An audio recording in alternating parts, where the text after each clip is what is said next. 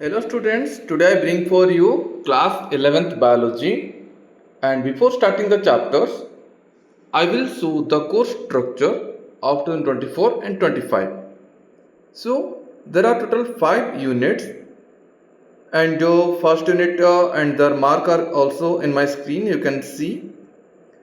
Come to the chapters. Chapter 1, the living world, and the topics are also mentioned. What are the things we are going to study? Biodiversity, need for classification, 3 domains of life, taxonomy and systematics, concept of species, and taxonomical hierarchy, binomial nomenclature. In chapter 2 also same, the topics are there, 5 kingdom classification, and Monera, Protista, fungus, and some minor groups like lichens, viruses and viroids. Chapter 3, plant kingdom, where we are going to learn about algae, bryophyta, pteridophyta, gymnosperm and angiosperm, and topic excluded are the angiosperm, plant life cycle and alternation of generation. These topics are the excluded. So we only go through algae, bryophyta, pteridophyta, gymnosperm. In chapter 4, animal kingdom, where we are going to see the non-chordates, different phyla, chordates up to class level. Next to chapter 5, second unit started, morphology of flowering plants, where we are going to see the root, stem, leaf, inflorescence, flowers, fruit and seed, and only a single family Solanaceae, not other one. In chapter 6, we are going to see the anatomy and functions of tissue system in dicots and monocots. In chapter 7, structural organisms in animals, that are morphology, anatomy and functions of different system, the digestive, circulatory, respiratory, nervous and reproductive of frog. Only frog we are going to see in this academic year. In chapter 8, cell, the unit of life, where we are going to see the prokaryote, eukaryotic cell, plant cell, animal cell and different cell organelles.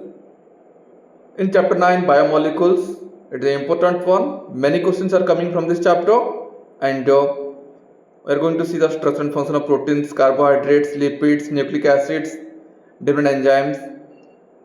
And most important topics are excluded but not in the NEET exam. NEET exam में सारे topics आते हैं, okay, but आपकी जो CBSE का जो pattern है उसमें से कुछ टॉपिक्स को हटा दिया गया है चैप्टर में से. Next chapter 10, cell cycle, cell division, cell cycle, mitosis, meiosis and the significance.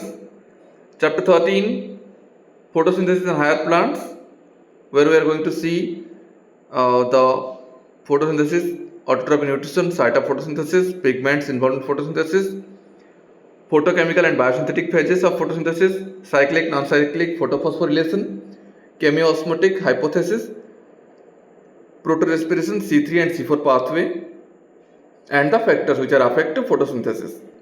In chapter 14, respiration in plant, where we are going to see glycolysis, TCA cycle, ETS, electron transport system, amphibolic pathway and respiratory quiescent.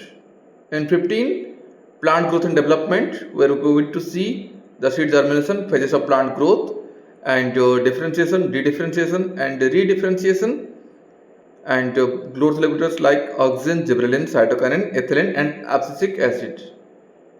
Next chapter 17, breathing and exchange of gases, where we are going to see the respiratory system in humans, mechanism, exchange of gases, respiratory volume, disorders like asthma, emphysema, occupational respiratory disorders.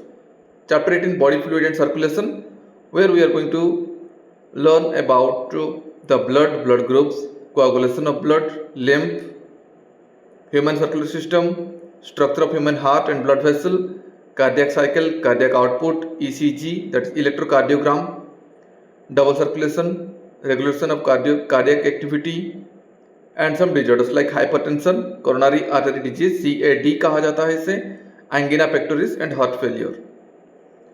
In 19, excretory product and their eliminations, where we are going to see the aminotelism, uricotelism and ureotelism, human excretory system, structure and functions, urine formation, osmoregulation, kidney function, and arterial natriuretic factor, ADH. So these are the things which are going to cover in this chapter. In chapter 20, locomotion and movement, where we are going to see the movement of ciliary, flagellar, muscular, skeletal muscles, contractile proteins and muscle contraction, skeletal system and its function, joints, disorder and some diseases also, myasthenia gravis, tetany, muscular dystrophy, arthritis, osteoporosis, gout. In chapter 21, neural control and coordination, where we are going to see neurons and nerves, nervous system in human beings, CNS, PNS, VNS and generation and conduction of nerve impulse. Chapter 22 with the last one, chemical coordination and integration, where we are going to learn about endocrine glands, hormones, human endocrine system, hypothalamus, pituitary, pineal, thyroid, parathyroid, adrenal, pancreas, gonads and the mechanism of hormonal action and role of hormones as messenger and regulators, hypo and hyperactivity and some disorders like dwarfism, acromegaly, cretinism, goiter, exophthalmic goiter, diabetes, Addison's disease. Next, your practicals. These are the practicals you can see and the weightage of the mark of each practical, and here also you will be given to make a project file. So these are some practicals you can see, some major one and some minors also, which you are going to do in your bio lab, and some spotting are also there you can see, and with this class 11th course structure is completed. So let's start the first chapter.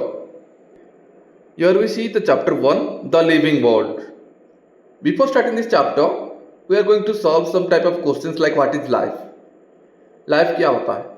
Now life is a unique complex organization of molecules expressing through chemical reactions which lead to growth, development, responsiveness, adaptation and reproduction.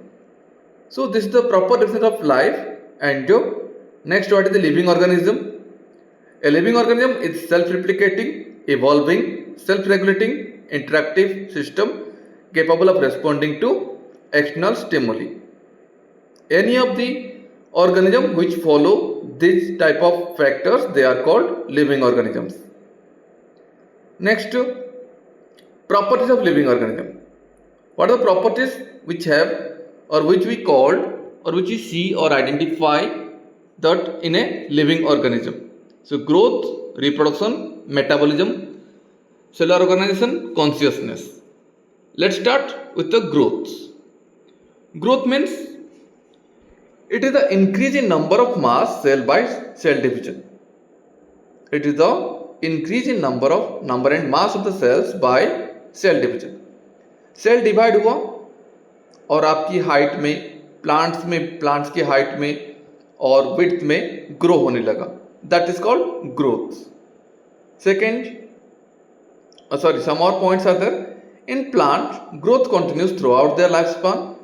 Plant में continuously growth होता रहता है, but in animals, growth is only up to a certain age. Growth एक particular age तक ही होता है animals की केसेस में, बट प्लांट्स में ग्रोथ कंटिन्यूसली होता रहता है. इस पॉइंट को ध्यान देना. However cell division occur to replace lost cells. लेकिन बॉडी में चाहे प्लांट हो या एनिमल हो, बॉडी में क्या होता है, सेल डिवीजन कंटिन्यूसली होता रहता है. सेल डिवाइड होना स्टॉप नहीं होता, लेकिन हम कह सकते हैं ग्रोथ मतलब हाइट में इंक्रीज होना स्टॉप हो जाता है. किसकी केस में? एनिमल्स की केस में. बट प्लांट्स में ऐसा नहीं होता. नेक्स्ट और कुछ पॉइंट्स देखो ग्रोथ के लिए. Basically growth is the increase in mass and size. Thus non living object also grow like surface accumulation of material. So growth is not a defining property of living organism. In living organism, growth is from inside. देखो यहाँ पर एक important point दिया गया है. Growth increase करता है मास and size को, राइट? तो नॉन लिविंग ऑब्जेक्ट भी ग्रो करते हैं. जैसे कि यहाँ पर देख सकते हो, ये एक माउंटेन है और इसके ऊपर जब बर्फ गिरता है तो ये भी अपनी हाइट में इंक्रीज होता है और जब गर्मी होती है तो डिक्रीज हो जाता है. तो ग्रोथ को particular defining property of living organism में नहीं रखा गया है. Next is reproduction. It is the production of progeny having feature similar to those of parents. Progeny मतलब कि offspring, next generation. Having feature similar to those of the parents, parents के पास जो जो भी कैरेक्टर्स है, सिमिलैरिटीज है, वो इस न्यू ऑफस्प्रिंग में शो करने को कहा गया reproduction. Organism reproduces sexually and asexually. Some other points: in unicellular organism, growth and reproduction are same because they reproduce by cell division. Unicellular organism में क्या होता है ना, ग्रोथ और ये रिप्रोडक्शन दोनों के दोनों क्या है, सेम है, क्योंकि वो सिर्फ और सिर्फ क्या होते हैं, सेल को डिवाइड करके रिप्रोड्यूस होते हैं। तो यूनिसेलुलर में दोनों सेम है। और कुछ पॉइंट देखो, many organisms do not reproduce, example mules, worker bee, infertile human couples etcetera. ऐसे कुछ ऑर्गेनिजम्स है जो कि रिप्रोड्यूस नहीं कर पाते हैं, उनके पास वो कैपेबिलिटी नहीं होता, जैसे कि म्यूल्स हो गए। म्यूल्स कैसे बनते हैं? म्यूल बना हुआ है हॉर्स एंड डंकी से, ओके, आइदर मेल हॉर्स और फीमेल डंकी और मेल डंकी और फीमेल हॉर्स से ये प्रोड्यूस हुआ है म्यूल, जो कि एक इनफर्टाइल है। और वार्कर हनी बी भी सेम होता है, इनफर्टाइल होता है। और कुछ ह्यूमन कपल्स भी है जो कि इनफर्टाइल होते हैं। So hence reproduction is not a perfect defining property of living organism. तो रिप्रोडक्शन भी एक प्रॉपर डिफाइनिंग प्रॉपर्टी नहीं है। Next is your metabolism. It is the sum total of all biochemical reactions taking place inside a living organism. जितने भी हमारे body में biochemical activities होता रहता है उस सबको मिला लेंगे तो मेटाबॉलिज्म कहा गया। It is the defining feature of all living organism. तो मेटाबॉलिज्म ही होता है जो कि प्रॉपर डिफाइनिंग फीचर है लिविंग ऑर्गेनिजम्स का। ओके, जिसके यहाँ पर डायग्राम में क्या दिया देखो, फूड ए, बी और सी के फॉर्म में एंट्री होता है सेल में, और सेल में बनता है एनर्जी, हीट प्रोड्यूस भी होता है, और ऐसे कुछ मैक्रोमोलिक्यूल्स मतलब कि जो लार्जर पार्टिकल्स है जो कि प्रॉपरली डाइजेस्ट नहीं हो पाए वो बॉडी से एक्सक्रीट हो जाते हैं, सेल से निकल जाते हैं, और एनर्जी सेल में ही स्टोर हो जाता है। तो मेटाबॉलिज्म टू टाइप्स के होता है, catabolic and anabolic. Catabolic pathway, anabolic pathway diagram में दिया गया है, डिटेल्स आप आगे पढ़ोगे, अभी बस नॉर्मली एक हिंट के तौर पे दिया गया है। और क्या देखो, metabolism, metabolic reactions can be demonstrated outside the body in cell free system. इसको आसानी से आप ऐसे इन ए लैब आप इसको प्रॉपर तरीके से समझ सकते हो। Isolated metabolic reactions in vitro are not living things but are living reactions. और जो ऐसे रिएक्शंस बाहर की तरफ हो रहा है, इन विट्रो मतलब कि बॉडी के बाहर होना को कहा गया इन विट्रो। ओके, तो ये जो मेटाबॉलिक रिएक्शंस होता है ये तो बाहर हो रहा है तो नॉन लिविंग कहेंगे उससे, लेकिन रिएक्शन को लिविंग हम कह सकते हैं। जो रिएक्शन बाहर हो रहा है वही हमारे बॉडी के अंदर भी हो रहा है। Next is your organism are made up of one or more cells. Obviously we all know this top point. It is a defining feature of living organism, और ये भी एक डिफाइनिंग फीचर है लिविंग ऑर्गेनिजम्स का। Next is your consciousness. It is the ability of organisms to sense their environment and respond to environmental stimuli like light, water, temperature, other organisms, chemicals, pollutants etcetera. तो ये कुछ है आपका ability organism के पास जो कि अपनी एनवायरनमेंट को सेंस कर सकते हैं। बाकी जो प्रेजेंट है एनवायरनमेंट में स्टिमुलाइज जो होते हैं, जैसे कि यहाँ पर देख सकते हो डायग्राम में लाइट की तरफ कैसे प्लांट मूव होते हैं, और ये आपका किस तरह से टच मिनट जो प्लांट है, मिमोसा पोडी का प्लांट है, टच करते ही रेस्पॉन्स करने लगता है। और ये आपका वीनस फ्लाईट्रा प्लांट, कोई भी फ्लाइस अगर इसके ऊपर गिरता है या फिर इसके बीच में आता है तो ये ऑटोमेटिकली क्लोज हो जाता है। तो और यहाँ पर एक एनिमल है जो कि मिरर को देख के रिएक्ट हो रहा है। तो इस तरह से कुछ ऐसे सेंस प्रेजेंट है हमारी एनवायरनमेंट में, स्टिमुलाइज प्रेजेंट है जिससे कि ऑर्गेनिज्म रिएक्ट करता है, उसको कॉन्शियसनेस कहा गया। और क्या तरह देखो, all organisms are aware of their surrounding, so it is the defining property of living organism. तो कॉन्शियसनेस भी एक डिफाइनिंग प्रॉपर्टी है लिविंग ऑर्गेनिजम्स का। तो यहाँ पर हम कह सकते हैं ग्रोथ और रिप्रोडक्शन को डिफाइनिंग प्रॉपर्टी नहीं कहा जाता है। क्यों नहीं कहा जाता वो भी ऊपर के पॉइंट में आपने देखा। और metabolism, cellular organisation and consciousness are the defining properties of all living organisms. याद रखना है इसे। और क्या देखो, human is the only organism having self consciousness. एक होता है आपका कॉन्शियसनेस, एक आता है सेल्फ कॉन्शियसनेस। तो इंसानों के पास ही यही एबिलिटी है कि वो सेल्फ कॉन्शियसनेस है, बाकी दूसरे ऑर्गेनिजम्स नहीं होते। अब आते हैं नेक्स्ट पॉइंट इस चैप्टर का, diversity in the living world. क्या दे रहा देखो, the number and type of organisms present on the earth refers to biodiversity। Biodiversity क्या है ना, कितने नंबर के और कितने टाइप्स के ऑर्गेनिजम्स हैं अर्थ में, उसको कहा गया बायोडाइवर्सिटी। अब देखो, number of species described is 1.7 to 1.8 million. Total earth crust के ऊपर कितने वैरायटी के स्पेसीज प्रेजेंट है, वैरायटी पूछा मैंने, नंबर नहीं दिया गया यहाँ पर, टोटल नंबर नहीं बोल रहा है, यहां पर दे रहा है वैरायटी। तो 1.7 to 1.8 million of living organisms present on the earth surface. Next is taxonomy. ये टर्म आपको मिलेगा एनसीईआरटी में। टैक्सोनॉमी क्या है ना, it's the study of identification, classification and nomenclature of organism.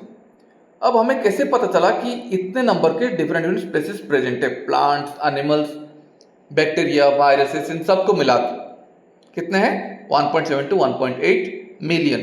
तो ये हमें पता कैसे चला ना, कुछ इस तरीके से एक प्रोसेस होता है जिसके बारे में टैक्सोनॉमी कहते हैं जिसको। इसमें हम क्या करते हैं ना, पार्टिकुलर कोई एक चीज है, फॉर एग्जाम्पल आप किसी फॉरेस्ट में गए, एक कीड़े को देखा आपने जिसके बारे में कोई कहीं पर भी कुछ भी मेंशन नहीं किया गया, तो आपने उसको चेक किया, इसके लेग्स कितने हैं, प्रॉपर्ली उसको आइडेंटिफाई किया।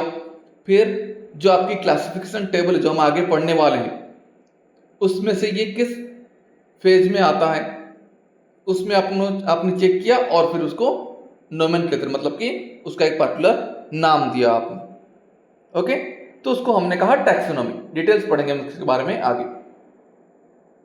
अब देखो, नेक्स्ट इज सिस्टमेटिक्स। सिस्टमेटिक्स क्या है ना, it is comes from Latin word systema. Systema means systematic arrangement that deals with evolutionary relationship between organism. Different organism के साथ क्या क्या एवोल्यूशनरी रिलेशनशिप प्रेजेंट है, किस चीज से वो इवॉल्व हुए हैं, उसको कहा गया सिस्टमेटिक्स। ओके, क्या कहा गया, सिस्टमेटिक्स कहा गया। जैसे कि फॉर एग्जांपल डायनासोर के कुछ जो कैरेक्टर्स है वो आपके क्रोकोडाइल के साथ मैच होता है। डायनासोर्स के कुछ कैरेक्टर्स है जो कि आपकी क्रोकोडाइल के साथ मैचिंग करता है। तो हम ये कह सकते हैं कि जो क्रोकोडाइल्स इवॉल्व हुए, जो क्रोकोडाइल्स किस चीज से इवॉल्व हुए हैं ना, डायनासोर की कुछ क्वालिटी उनके पास आया हुआ है, तो इस चीज को कहा गया सिस्टमेटिक्स कहा गया।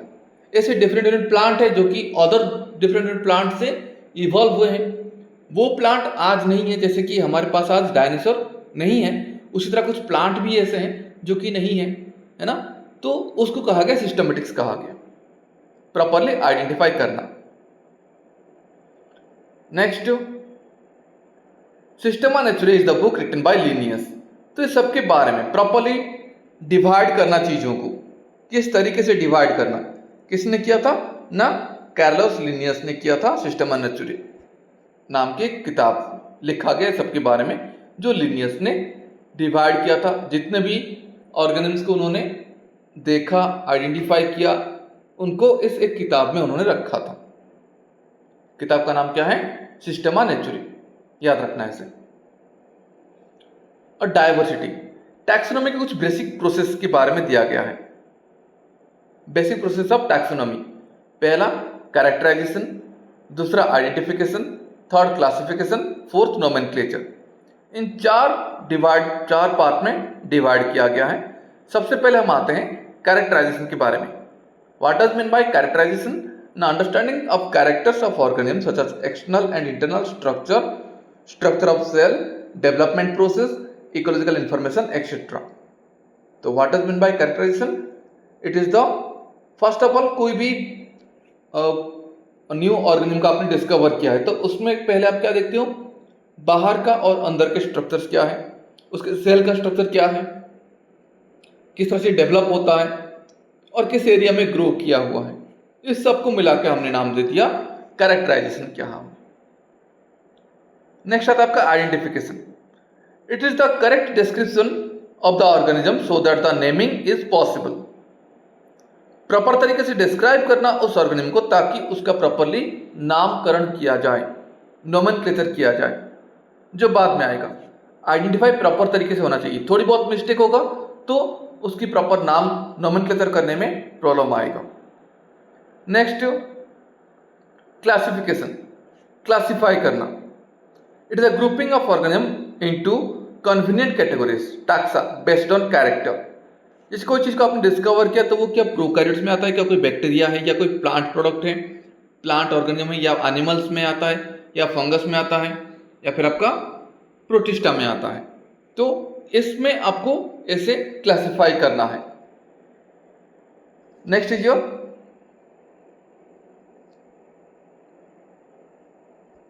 अब देखो बेसिक प्रिंसिपल टैक्सोनॉमी और क्या देगा, देखो नोमेनक्लेचर, जैसे कि it is the standardisation of names of organism such that an organism is known by the same name all over the world. Obviously nomenclature की जरूरत क्यों पड़ा हमें? अब जैसे कि for example different different language होने की वजह से लोगों ने चीजों का नाम भी अलग अलग रख दिया है। जैसे कि फॉर एग्जांपल यहां पर दिया गया है, मैंगो का डायग्राम दिया गया है। मैंगो को हिंदी में कुछ कहते हैं, ओडिया में कुछ कहते हैं, तेलुगु में कुछ कहते हैं, मराठी में कुछ कहते हैं, ऐसे डिफरेंट डिफरेंट लैंग्वेजेस आ गए। तो पार्टिकुलर चीज के इतने सारे नाम हो जाते हैं, तो एक साइंटिस्ट ने क्या किया ना, एक नाम देना है जिसको कि ऑल ओवर वर्ल्ड में सब लोग एक्सेप्ट करें उस चीज को। इसको हमने कहा नोमेनक्लेचर, पार्टिकुलर नाम देना। जैसे कि मैंगो का नाम क्या है ना, मांजीफेरा इंडिका। मांजीफेरा इंडिका कहोगे तो ऑल ओवर वर्ल्ड में चाहे कितने भी भाषा में वो अलग अलग नाम से जाना जाता हो, एक पार्टिकुलर नाम हो गया उसका मांजीफेरा इंडिका। सेम ये जो मधुमक्खी है, इसको भी डिफरेंट डिफरेंट नाम से आप जानते हैं। तो जितने डिफरेंट लैंग्वेजेस है उतने डिफरेंट डिफरेंट नेम हो गया, इसीलिए इसको एक पार्टिकुलर नाम दिया गया जिसको कि ऑल ओवर वर्ल्ड में सब लोग उसको उसी नाम से ही जानेंगे।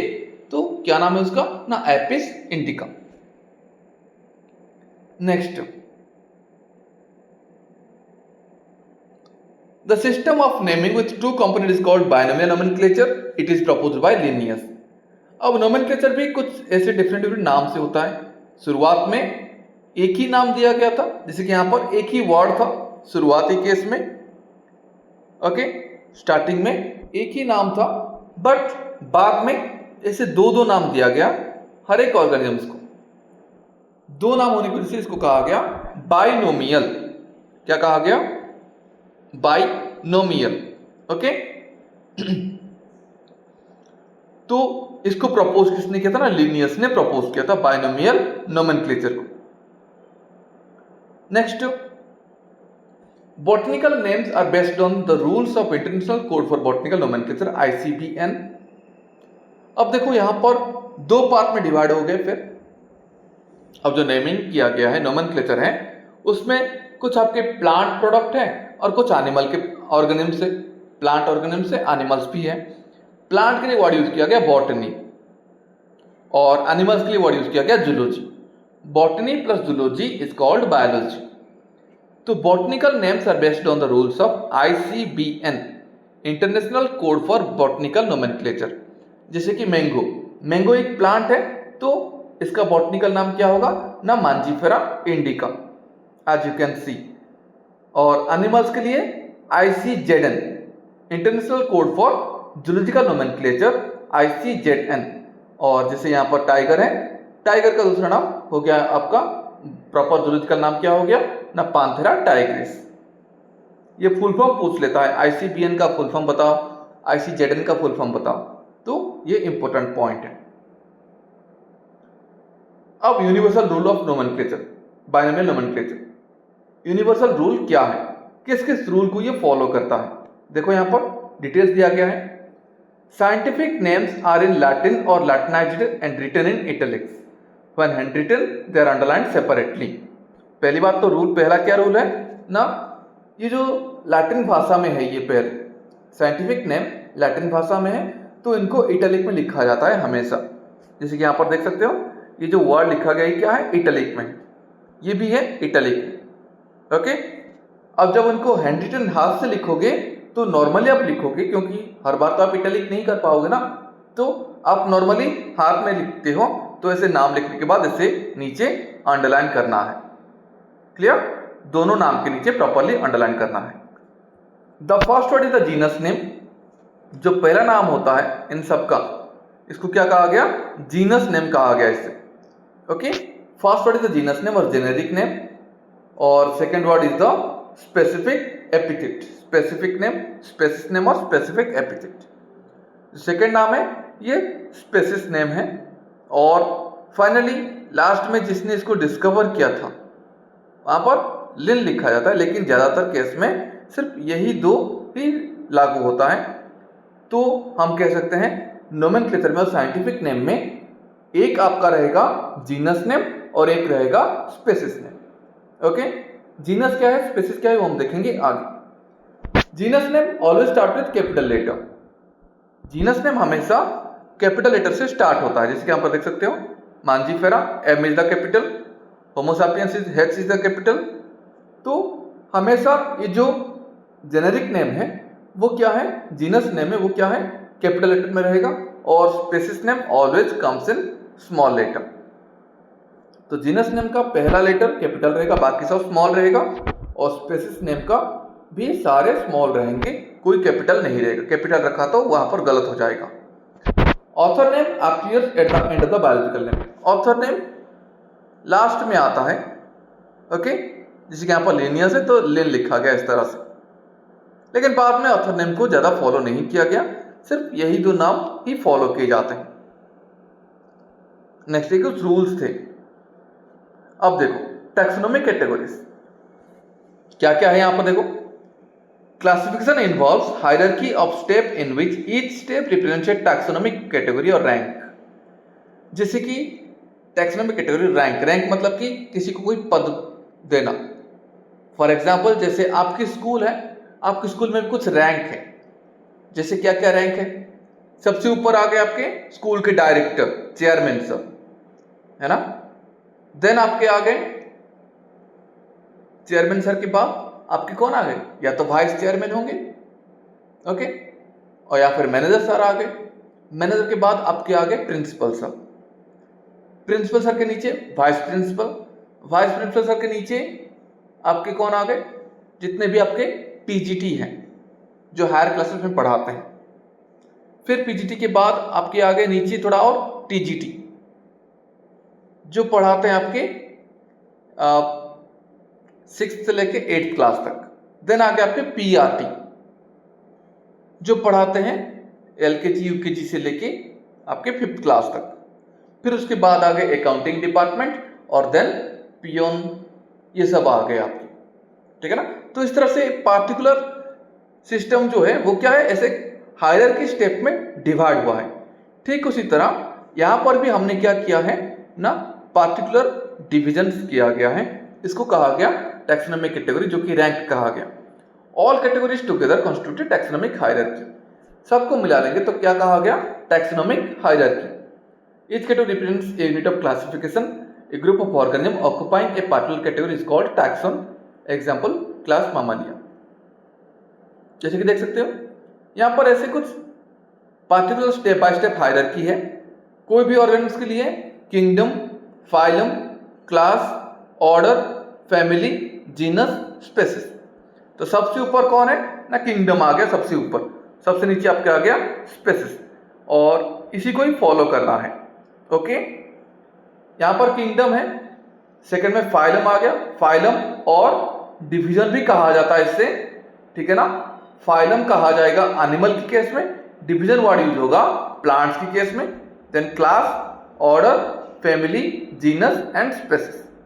इस तरह से सबसे बड़े टॉप पोजीशन से लेके स्पेसिस मतलब नीचे वाले पोजीशन, जो मैंने आपको एग्जांपल दिया स्कूल को लेके, ठीक उसी तरह यहाँ पर भी ऐसे हम डिवाइड करते हैं, टैक्सोनॉमिक हायरार्की कहा गया इसे। नेक्स्ट आते हैं,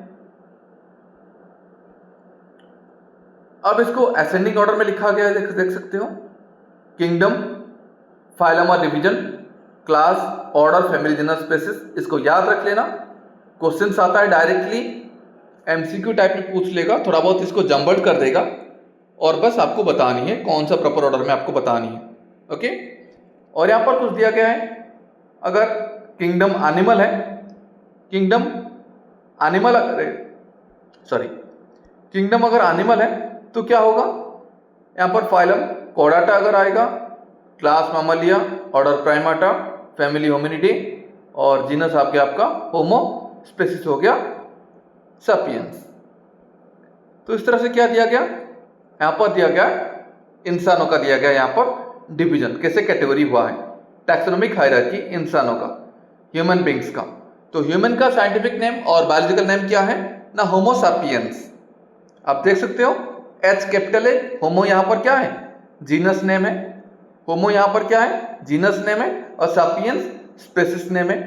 हमारी फैमिली कौन सी है ना, Hominidae, order Primata, class Mammalia, phylum कोडाटा एंड किंगडम इज एनिमलिया।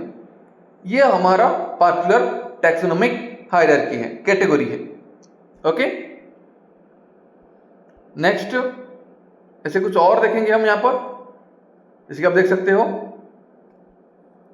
कुछ और ऑर्गेनिज्म है और उनके नाम भी दिया गया है। टैक्सोनॉमिक कैटेगरी क्या होता है ना, it is a group of closely related organisms capable of interbreeding to produce fertile offspring. It is the lowest category. Taxonomic category क्या होता है, it is a group of closely related organisms, group of closely related organisms capable of interbreeding to produce fertile offspring. जैसे यहाँ पर देखो common name दिया गया, generic name और स्पेसिफिक एपिथेट।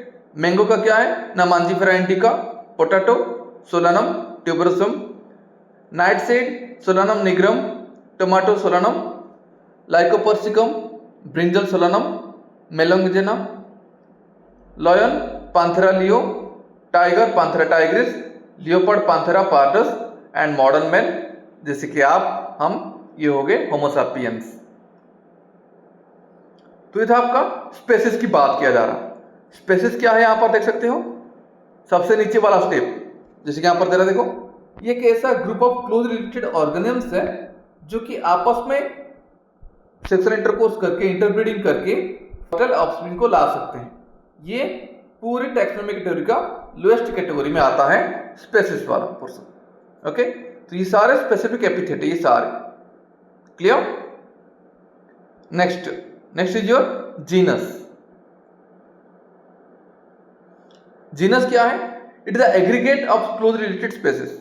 एग्रीगेट मतलब कि जो स्पेसिस आपस में क्लोज है उनको मिला के कहा गया है। देखो जैसे कि यहाँ पर देखो जीनस सोलानम, सोलानम में कौन कौन आता है ना, पोटैटो, टमाटो, ब्रिंजल, तीनों आते हैं सोलानम में। पर यहाँ पर देखो स्पेसिस का नाम अलग हो गया। अगर ट्यूबरोसम बात हो रही है तो सिर्फ पोटैटो की बात हो रही है, लाइकोपर्सिकम की बात हो तो टमाटो की बात हो रही है, एंड मेलोंगेना की बात हो रही तो ब्रिंजल की बात हो रही है यहाँ पर, क्लियर। पर सोलानम कॉमन आ गया यहाँ पर। सेम लॉयन, लियोपर्ड, टाइगर, इनमें कॉमन क्या है ना, जीनस नेम कॉमन है पांथेरा। सेम अगर हाउस केट और जंगल केट की बात करेंगे तो दोनों में कॉमन क्या है ना, आपका genus name Felis. Okay, house cat का आपका बायोलॉजिकल नेम क्या है ना, फेलिस डोमेस्टिकस, और जंगल केट का फेमिल चाउस, फेलिस चाउस कहा जाता है। क्लियर है। नेक्स्ट फैमिली, जीनस के ऊपर आता है आपका फैमिली। फैमिली क्या होता है, it is a group of related genera, group of related genus are called family. जैसे कि फैमिली सोलानासी की बात हो रही है, फैमिली सोलानासी की बात हो रही है तो जीनस में कौन कौन आएगा, जैसे सोलानम, पिटूनिया, डाटुरा, इन तीनों के फैमिली एक ही है, सोलानासी। सेम फेलिडे की बात करेंगे तो यहाँ पर पांथेरा, फेलिस, ये सब आ गए आपके फैमिली फेलिडे में। जैसे lion, tiger and cat, all three are comes in the same family. Next is order. It is the assemblage of related family, बहुत सारे फैमिली मिलकर बनाते हैं ऑर्डर को। जैसे कि यहां पर देखो ऑर्डर पॉलिमोनियल्स, जिसमें आपकी फैमिली आ गया आपका कन्वोलुलेसी and सोलानासी।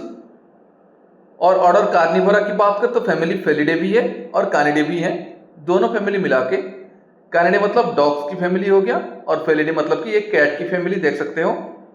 Tiger, lion and cat are comes in the Felidae family and dog is the Canidae family and the order is Carnivora. Next class, it is the assemblage of related order, that is class Dicotyledonea, that is order Polemoniales and Sapindales। Class Mammalia, जिसमें आपका आता है Primata, Carnivora, दोनों को मिला के मामालिया class में आते हैं दोनों। नेक्स्ट फाइलम और division, it is the assemblage of related classes. In case of plant the related classes form division.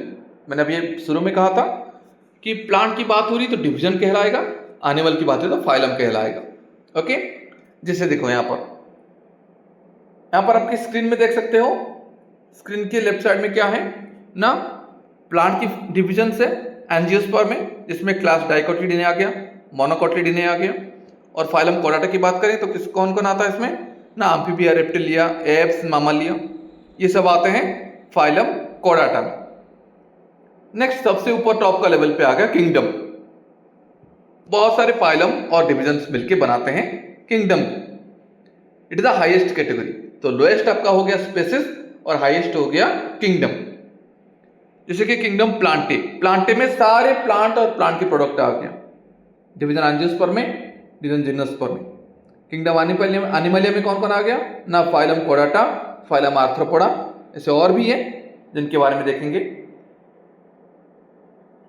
अब देखो टैक्सोनॉमिक कैटेगरी थे एग्जांपल्स, एक एग्जांपल दिया गया है किंगडम एनिमलिया में कौन कौन आते हैं देख सकते हो, क्योंकि किंगडम में तो बहुत सारे आएंगे, एनिमल्स में ऐसे बहुत सारे स्पीशीज, यहाँ पर तो सिर्फ 7 दिया गया है लेकिन है तो बहुत सारे। कोडाटा की बात करें तो 1 हट गया, यहाँ पर 6 बचे। मामालिया की बात करें तो 5 रह गए आपकी, कार्निवोरा में 4, फेलिडे में 3, पांथेरा में 2 और पतला स्पीशीज की बात करें तो अकेला टाइगर ही बचा यहाँ पर। इस तरह से टैक्सोनॉमिक कैटेगरी किया जाता है। अब देखो और क्या दिया गया, ये टेबल आपकी एनसीईआरटी में है। कॉमन नेम, उनका biological name, genus, family, order, class, phylum और division. Common name man, Homo sapiens, Homo, Hominidae, Primata, Mammalia, कोडाटा। House fly, Musca domestica, genus Musca, family Muscidae, order Diptera, class Insecta और phylum आपका आ गया Arthropoda. Mango Mangifera indica, ये उसका biological name और botanical name भी कह सकते हो और साइंटिफिक नेम भी कह सकते हो। जीनस मांजिफेरा, फैमिली आनाकार्डियेसी, ऑर्डर सापिंडल, क्लास डाइकोटिलीडोना और डिवीजन आपका एंजियोस्पर्म में। और यहाँ पर एक और कॉमन नेम आपका आ गया व्हीट, जिसका आपका क्या है बॉटनिकल नेम है Triticum sativum. Genus Triticum, family Poaceae, order Poales, class Monocotyledonae and division आपका एंजियोस्पर्म में। क्लियर है, इस टेबल से क्वेश्चन आता है तो ये आप ध्यान रख लेना ऐसे। अब आता है नेक्स्ट इंपॉर्टेंट टॉपिक आपका टैक्सोनॉमिकल एड्स। क्या है ये टैक्सोनॉमिकल एड्स, देखो टैक्सोनॉमिकल एड्स को कुछ इसे 9 पार्ट में डिवाइड किया गया है। Herbarium, botanical garden, zoological park, museum, की, फ्लोरा, मैनुअल्स, मोनोग्राफ, कैटलॉग्स। देखो पहले स्टार्ट करते हैं हर्बेरियम।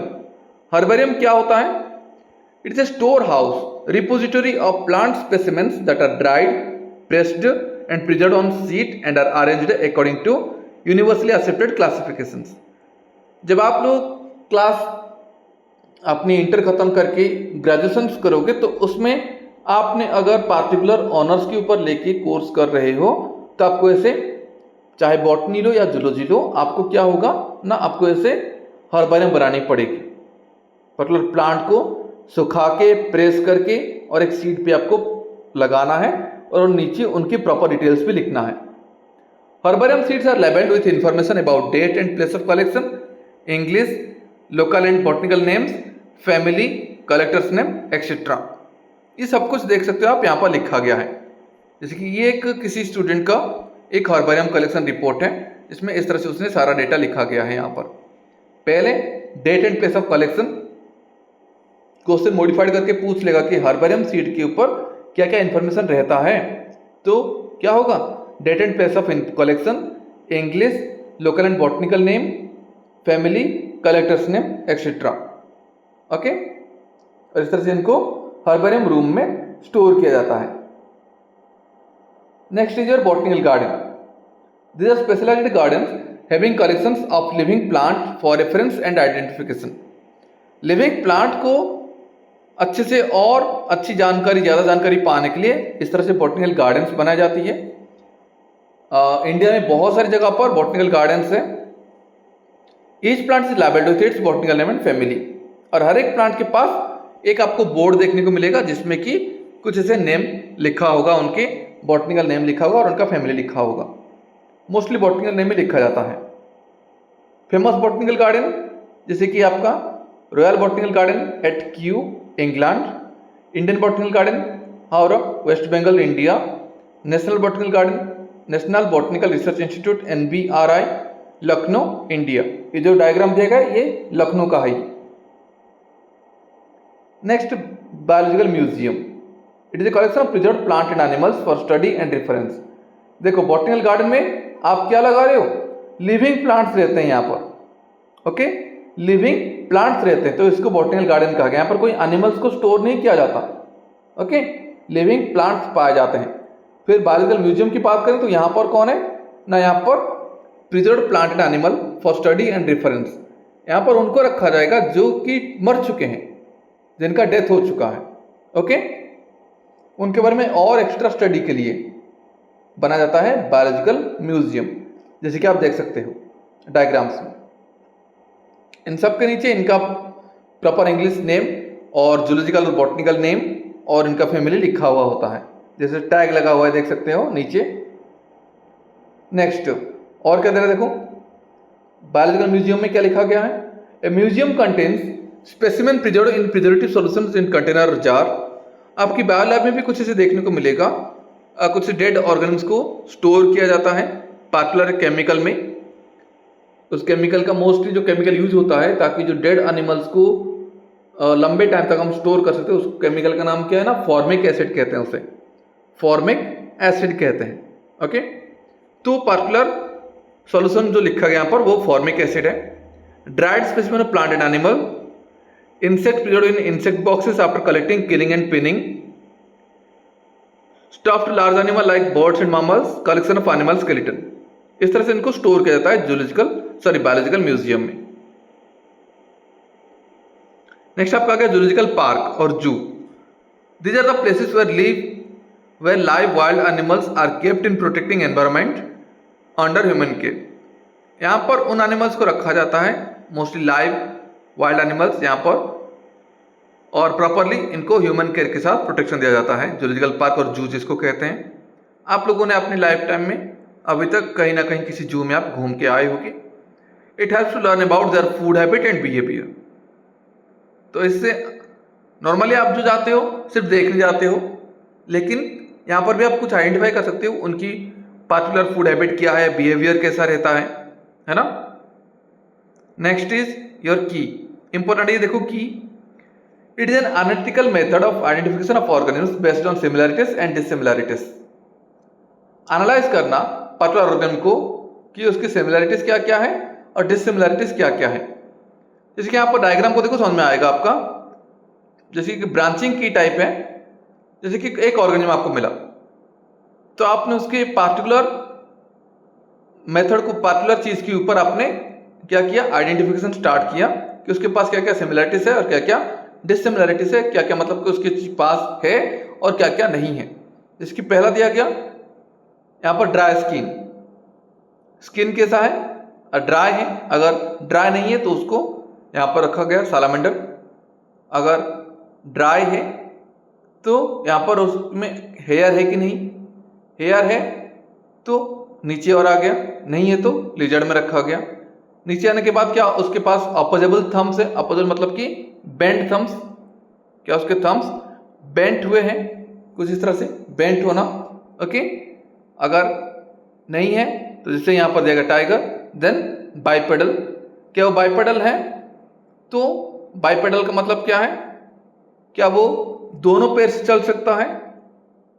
नहीं, तो गोरिल्ला हो गया, ये से तो ह्यूमन बीइंग।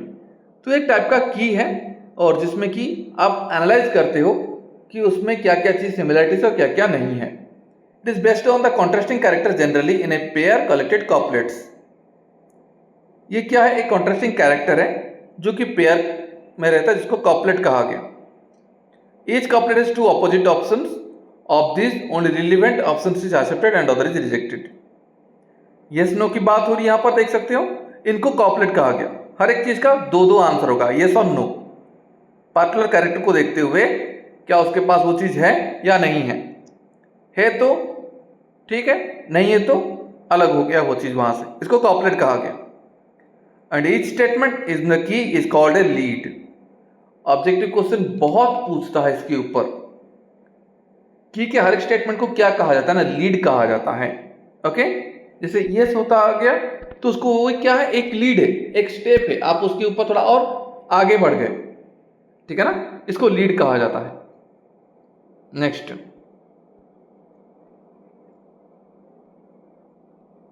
एक और की का मेथड है, ये ब्रांचिंग टाइप है, ब्रैकेटेड टाइप है, ये आप देख सकते हो, ऐसे भी लिखा जा सकता है, ऐसे भी लिखा जा सकता है, ये अलग मैटर है। Next is flora. What does mean bye flora? It is the actual account of habitat and distribution of plant species of A given area. एक पर्टिकुलर एरिया में कितने प्लांट स्पीसीज प्रेजेंट है उसको फ्लोरा कहा गया। Okay, जैसे ये कुछ कैसे किताबें लिखी गई है फ्लोरा के ऊपर। Next, manuals. Manuals are the recorded that contains information for identification of names of species found in an area. Manuals क्या है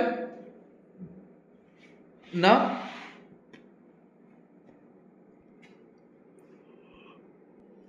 Manuals are the records that contain information for identification of names of species found in an area. Particular area में कौन सा particular spaces पाया जाता है और कौन सा नहीं पाया जाता, ठीक है ना, उसको क्या कहा गया? मैनुअल कहा गया, जिसमें ये लिखा जाता है। Next is your monograph. There is the record that contain information of any one taxon. किसी एक टैक्सन के ऊपर कोई चीज मेंशन किया गया तो उसको मोनोग्राफ कहा गया। And catalogues are the it is an alphabetical list of species. अगर स्पेसिस का नाम अल्फाबेटिकली लिखा गया तो उसको कैटलॉग कहा गया। याद रखना, माइनर डिफरेंसेस सब में, लेकिन क्वेश्चन पूछ लेगा मॉडिफाइड करके। और इस तरह से कुछ टर्म्स हमने देखा, ऐसे कुछ किताबें भी लिखा जाता है इनके बारे में हमने देखा अभी।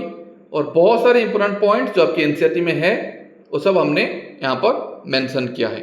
और कोई चीज़ हमने मेंशन नहीं किया है और आपको एनसीईआरटी में समझ में नहीं आया वो चीज़, आप मुझे डायरेक्टली पूछ सकते हो। मेरा नंबर आपको वीडियो के डिस्क्रिप्शन में मिल जाएगा। और इस चैप्टर का यहाँ पर कंप्लीट करते हैं हम, और आगे नेक्स्ट वीडियोस पे और चैप्टर्स भी आएंगे। प्रीवियसली हमने इन चैप्टर्स के पिछले 10 ईयर के जो नीट क्वेश्चन है वो सब हमने सॉल्व किया था। मेरा प्रीवियस वीडियो में आप देख सकते हो। अभी 11 की हर एक चैप्टर जो आपकी सिलेबस में है, 24-25 के सिलेबस में है, टॉपिक वाइज हम उसको ऐसे वीडियो में मैं आपको डिस्क्राइब करता रहूँगा। कोई भी डाउट लगे मुझे पूछ सकते हो। अगर वीडियो अच्छा लगेगा आपको तो अपनी फ्रेंड्स के साथ शेयर करना और मेरे इस चैनल को सब्सक्राइब करना मत भूलना। So like this video and comment if you want to and then share it to your friends. Thank you. जय जगन्नाथ।